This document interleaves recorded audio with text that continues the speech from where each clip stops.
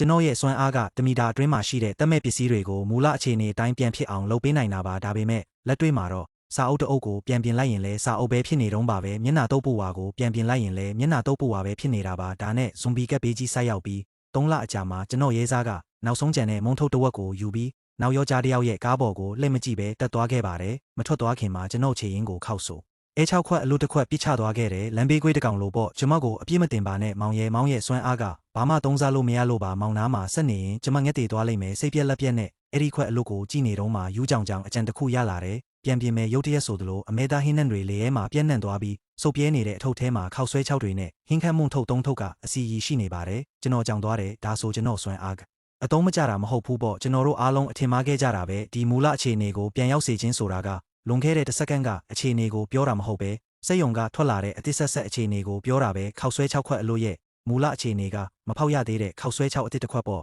ကျွန်တော်ရင်တွေဒိန်းခုန်လာတဲ့ကြောက်လို့မဟုတ်ပဲအရန်ဝမ်းသာသွားလို့ပါကျွန်တော်ဒီမွေနောက်ခံထားရတဲ့ကုံစုံဆိုင်ထဲကိုလှည့်ကြည့်လိုက်တဲ့စင်ပေါ်မှာစုပ်ပြဲနေတဲ့မုံထုတ်တွေရေးတန့်ဘူးအလို့တွေအပြတ်ဤပဲတခြားလူတွေအတွက်တော့အမိုက်တွေပေမဲ့ကျွန်တော်အတွက်တော့ဒါတွေကရတနာတိုက်ကြီးပဲကျွန်တော်ခောက်ဆွဲပြုတ်ဖို့မလို့သေးပါဘူးကပ်ဘေးကာလမှာအစားအသောက်နဲ့ကမလိုလားအပ်တဲ့အနေရတွေကိုခေါ်လာနိုင်လို့ပါကျွန်တော်ဒုတိယထက်ကကိုတောင်ထဲကိုတေးချာတက်သွားပြီးတကားကိုစင်လေးကြီးတွေနဲ့ပိတ်လိုက်တယ်ဘေးကင်းပြီဆိုမှကျွန်တော်ရဲ့စမ်းသပ်မှုကိုစတင်လိုက်ပါတယ်ခွက်အလို့ကိုကျန်းပြင်ပေါ်တင်ပြီးစိတ်ထဲကနေပြန်ပြင်မယ်လို့အမင်ပေးလိုက်တဲ့ခွက်လေးကတုံခါသွားပြီးချက်ချင်းဆိုသလိုခောက်ဆွဲ6အတစ်တစ်ခွက်ဖြစ်သွားတယ်နောက်တစ်ခွက်ကျွန်တော်ထက်ခါလုံနေမိတယ်ရင်ခုန်တန်တွေကိုမနေထိန်ထားရတယ်10 မိနစ်အကြာမှာတော့ခောက်ဆွဲ6ခွက်60လောက်စုမိသွားပြီးကျွန်တော်စွမ်းအားက10 စက္ကန့်တခါသုံးလို့ရတော့ခောက်ဆွဲ6တွေကိုအကန့်အသတ်မရှိရနိုင်ပြီပေါ့ပြီးတော့ဘေးနားကရေတန့်ဘူးလို့ကိုကြည့်လိုက်တယ်ပြန်ပြင်မဲ့ချက်ချင်းပဲ900 မီလီလီတာရေတန့်ဘူးအတစ်တဘူးဖြစ်သွားတယ်ကျန်းပြင်ပေါ်ကအလို့ဖြစ်နေတဲ့ရှေးဦးသူနာပြုတ်တာကိုကြည့်လိုက်တယ်ပြန်ပြင်မဲ့ရှေးဦးသူနာပြုတ်တယ်ဒါအတစ်တလုံးကျွန်တော်လက်ထဲရောက်လာတယ်ကျွန်တော်အသက်ရှူတန်တွေမြင်လာတဲ့အစားအသောက်ရေးဆေးဝါးကပ်ဘေးကာလမှာအဖိုးတန်ဆုံးအရာတွေက